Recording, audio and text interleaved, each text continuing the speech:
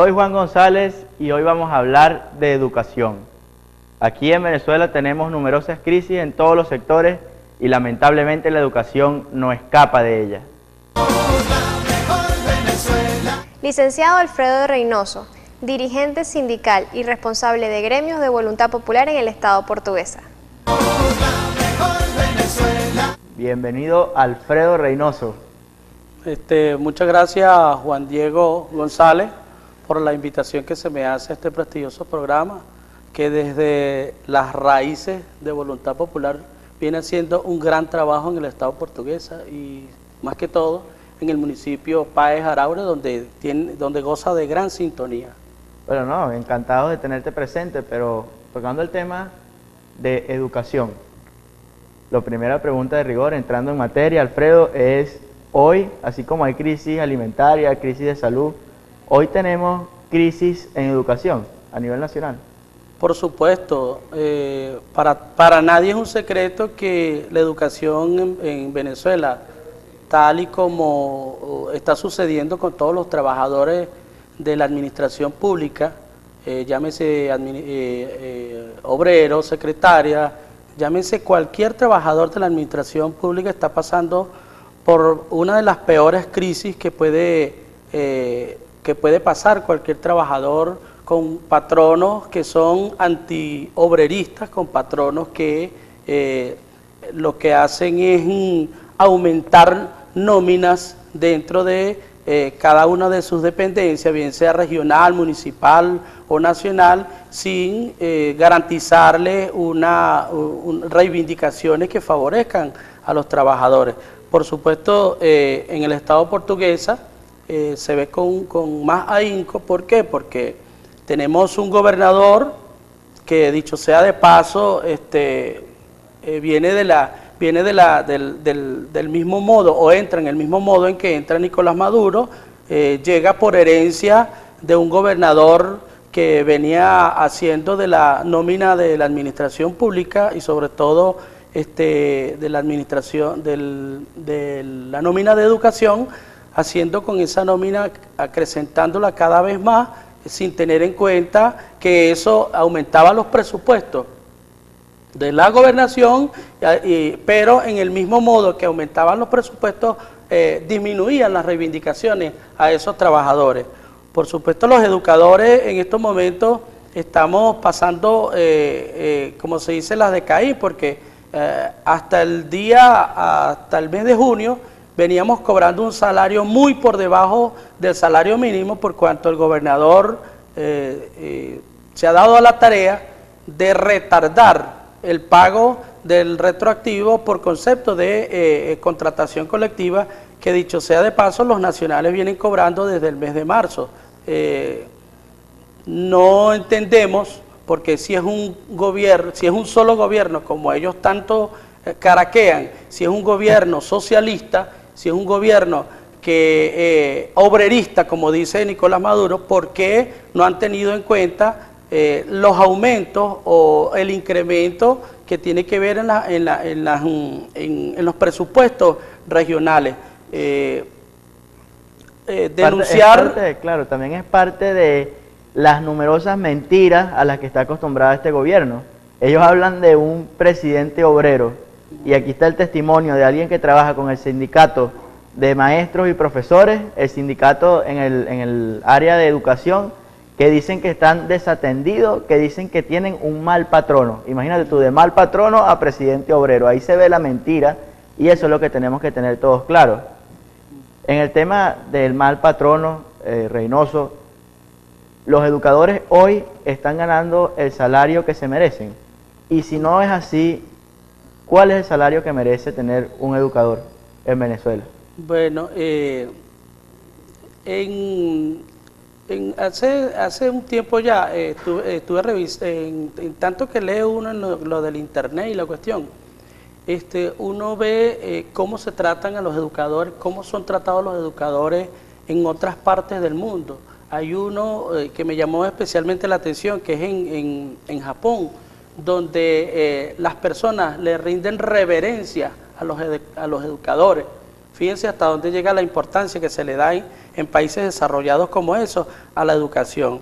En Venezuela, bueno, los peores pagados, y se llaman la parte más importante que desarrolla a un país como lo es la educación, la salud y la seguridad.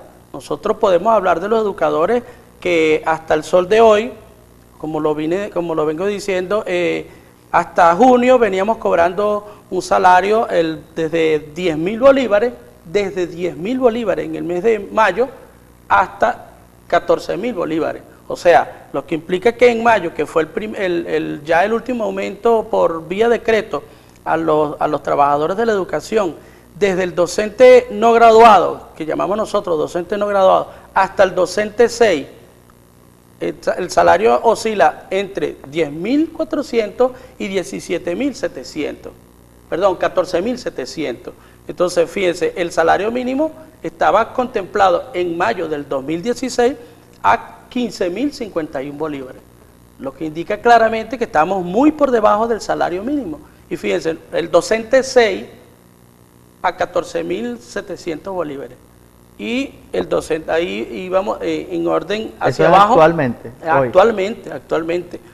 Y digo actualmente porque hasta hoy el gobernador, una decisión inaudita, una decisión que no tiene legalidad, una decisión que él tomó unilateral y arbitrariamente, como lo es que no va a firmar contrato hasta tanto él no le lleguen los recursos de la nación para cancelar el costo de esa convención colectiva, que es la 8ª convención colectiva que se viene discutiendo y que hasta hoy, en estos momentos, no se ha firmado.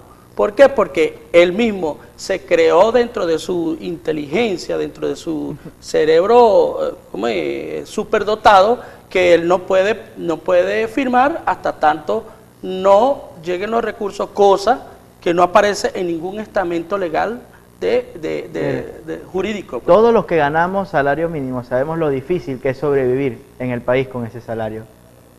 Hoy está haciendo testimonio Alfredo Reynoso de que los profesores y los maestros no están ganando ni siquiera el salario mínimo. Bueno, en breve, un tema muy delicado, muy serio, en breve continuamos con tu programa Sumando Voluntades.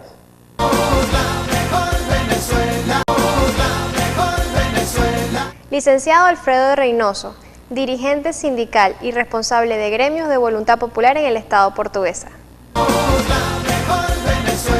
Continuamos con tu programa Sumando Voluntades, una conversación realmente seria donde estábamos hablando que hoy nuestros educadores, nuestros profesores, los que enseñan a nuestros niños y a nuestros profesionales no están ganando salario mínimo, está su salario por debajo del salario mínimo. Eso es realmente delicado. Hablando del mal patrono, que es este presidente obrero, incongruencia total.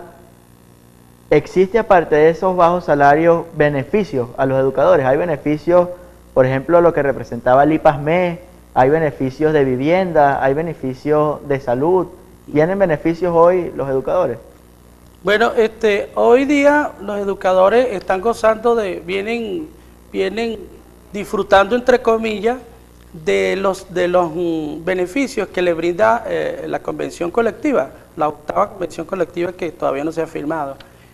Nosotros, el Estado, nosotros somos dependientes del Ejecutivo Regional, los docentes nacionales dependen del Ejecutivo Nacional y tienen convención colectiva. En estos momentos se homologó, que esa es otra de las cosas que no se puede, que es increíble. Si dicen homologar, es ponerlo de igual forma que el nacional.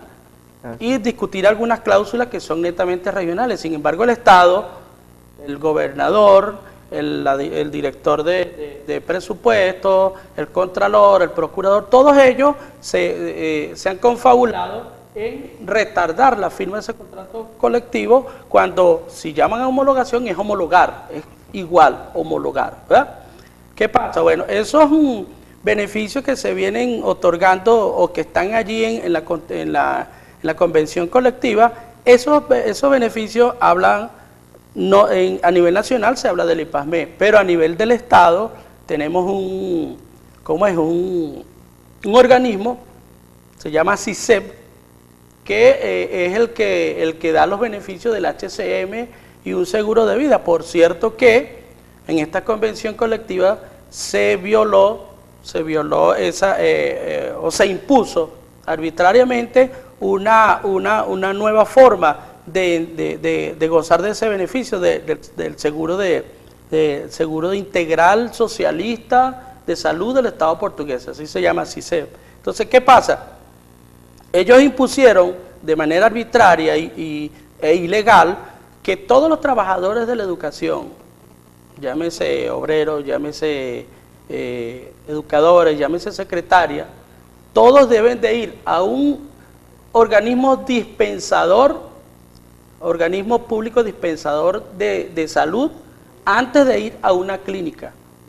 O sea que te están haciendo pasar primero por un CDI para que tú digas que tú estás enfermo. O sea, tú vas a llegar con un dolor de cabeza que te estás muriendo, tienes que ir al CDI primero, entonces el CDI, hacer la cola que hay que hacer en el CDI, ¿verdad? Para que te vean por emergencia, si es que existe, si es que hay doctores.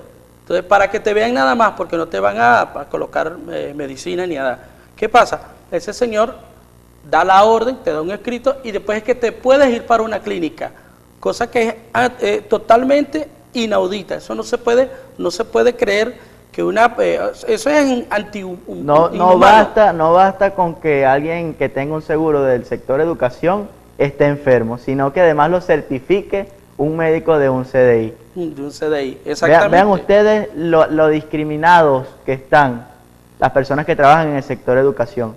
Ahora, ¿ustedes están dispuestos a tomar acciones de calle, a tomar acciones de protesta para luchar por sus derechos?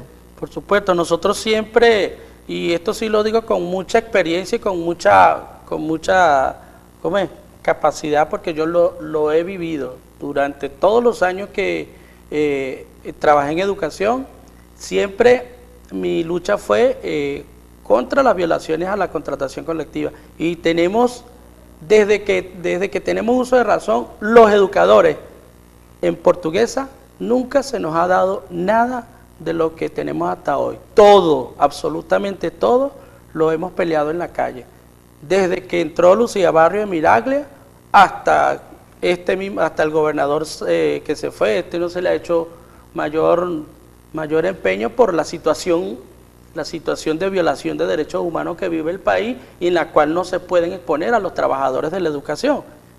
¿Qué pasa? Sí, estamos dispuestos a pelear por los derechos y ya se han dado varias asambleas, ya se han dado varias discusiones. En estos momentos los sindicatos están esperando que la gobernación los llame para firmar el contrato, porque les envían ahora los contratos, las convenciones colectivas o contratos colectivos, se lo envían vía internet para que ellos lo discuten. Entonces ellos ahora van y se reúnen con el gobernador y firman si es que tienen que firmar, o le hacen algunas correcciones que hay que hacerlo. En esta asamblea, estas acciones de calle por los derechos, son acciones de calle pacíficas y por los derechos que se merecen constitucionalmente todos estos educadores. ¿Ustedes estas acciones las toman en conjunto con todos los trabajadores obreros, administrativos y por supuesto docentes, todos en un solo conjunto toman estas acciones de calle? Lamentablemente hay que decirlo, el gran problema que hemos tenido es que hemos peleado separados. Todos los sindicatos hemos peleado separados. Y ahí es donde yo le hago el llamado a todos los presidentes y a todos los secretarios generales de sindicatos para que unifiquemos, para que se unifiquen las luchas y tratar de que se logren los beneficios sin que haya negociaciones fraudulentas, oscuras, que perjudiquen al trabajador. No lo hemos podido hacer. Las enfermeras están por un lado, tienen un conflicto. Los trabajadores de la construcción tienen su conflicto y están peleando separados. Los obreros también tienen porque aquí para nadie es mentira de que toditos los trabajadores estamos ganando un salario muy por debajo de lo que significa el beneficio de la canasta alimentaria. Ya ya sabemos que la canasta alimentaria en el mes de mayo estaba en 52, ya en junio ya aumentó a 36.000 bolívares. La canasta alimentaria está hoy día en casi 190.000 bolívares, con un salario mínimo de 15.051 bolívares. Entonces, ¿cuántos salarios mínimos se necesitan para comprar una canasta alimentaria? Y es solamente la canasta alimentaria. También está la canasta básica, que son los servicios públicos, que dicho sea de paso son bien malos, pero se necesitan para uno poder desarrollarse como un ser humano, para desarrollarse como persona, y más el educador al cual le exigen buena presencia, le exigen buena vestimenta, le exigen incluso comprar materiales para que trabajen con los niños, porque ni dotación están dando. Otra de las cláusulas que está dentro de la convención colectiva y en las cuales los gobernantes en este momento hacen uso de eso como que si fuera una regalía para los trabajadores de la educación. Hacen proselitismo político entregando 2 resmas de papel, por ejemplo, un balón, marcadores, tiza en algunas partes donde hay pizarrones, que la mayoría hoy día estamos tan atrasados que todavía estamos trabajando con pizarrones, cuando hoy día se debería trabajar con la pizarra magnética. Entonces, todo eso conlleva a que el país en su totalidad esté atrasado, porque este gobierno no quiere entender que a través de la educación es que se puede desarrollar y se puede salir de esta grave crisis institucional, moral, económica, social, por la que atraviesa el país. De una vez por todas hay que tomar en cuenta la educación como un eje importante para salir de esta crisis. Bueno, fue Alfredo Reynoso mostrando lo mejor de nosotros para una mejor Venezuela.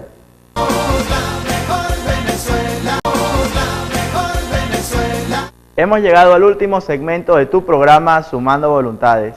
Estamos en un proceso, en una luz que se ve al final del túnel, al final de esta crisis, esta válvula de escape que se llama referéndum revocatorio. Este proceso va a ocurrir el año 2016, es decir, este mismo año. No nos dejemos engañar. La dictadura, y le decimos dictadura con mucha responsabilidad, le teme al revocatorio, porque sabe que en cualquier proceso electoral va a ser contundente la derrota que se va a llevar.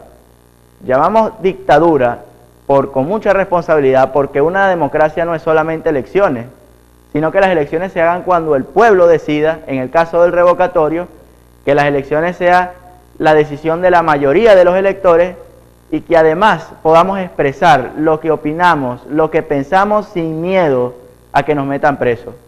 Es una realidad que en las colas que se ven en Venezuela, tú tienes que comportarte como al Guardia Nacional le parezca, porque si no, estás expuesto a que te pongan tras las rejas. Es una realidad que tienes que tener mucho cuidado con las palabras que utilizas y de la manera que te expresas, porque nada más por expresarte en contra del gobierno, ya te ponen el ojo, ya te tienen fichado. El referéndum revocatorio es un proceso que moviliza a todo el país. En esta próxima etapa necesitamos 4 millones de firmas. Y hay 2 compañeros de Voluntad Popular, el amigo San Miguel y el amigo Francisco Márquez, que querían ejercer su derecho a la validación de su firma en el Estado portuguesa y fueron injustamente encarcelados. Estos compañeros de Voluntad Popular se convirtieron en los 2 primeros presos políticos del proceso de referéndum revocatorio. Queremos, antes de terminar el programa, compartir con todos ustedes un pequeño video de quiénes son estos dirigentes de Voluntad Popular.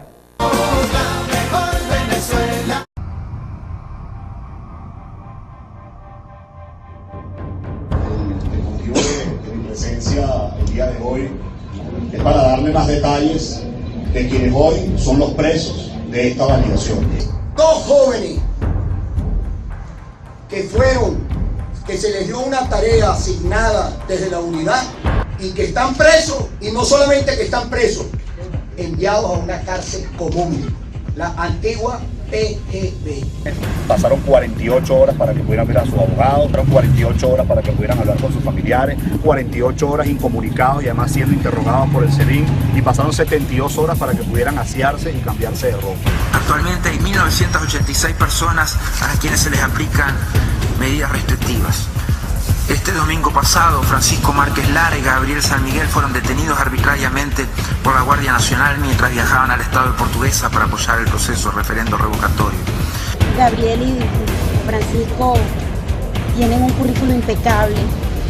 No entendemos la injusticia de que estén detenidos por apoyar un proceso que está en nuestra Constitución. Esto parece más un campo de concentración, porque ya los han uniformado, porque ya le han rapado el pelo y porque además de eso andan diciendo que la familia podría verlo después de 45 días. Irresponsablemente quiero decir que cualquier cosa que le suceda a Gabriel San Miguel y a Francisco Márquez, en su integridad física, en su integridad emocional, en su integridad psicológica, el responsable es Nicolás Maduro. Bueno, un mensaje, mucha fuerza, que vamos para adelante. Estamos firmes, estamos bien y vamos a salir fortalecidos.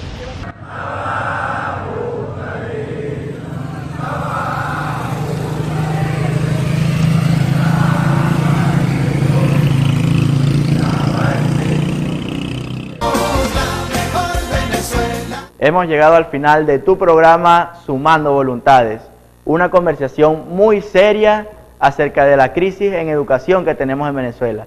El primer llamado es al gobierno regional, a que empiece a generar esos beneficios que merecen los trabajadores administrativos y los docentes aquí en el Estado portuguesa. Merecen un salario digno, ellos son las personas que se dedican a formar a los profesionales, a formar a nuestros niños en el área de la buena educación en nuestro Estado portuguesa.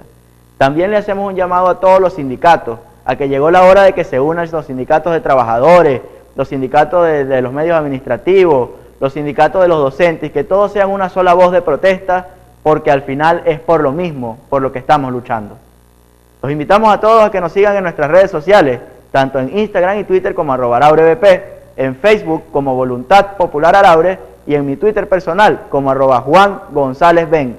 Nos vemos a la misma hora en el mismo canal por Sumando Voluntades.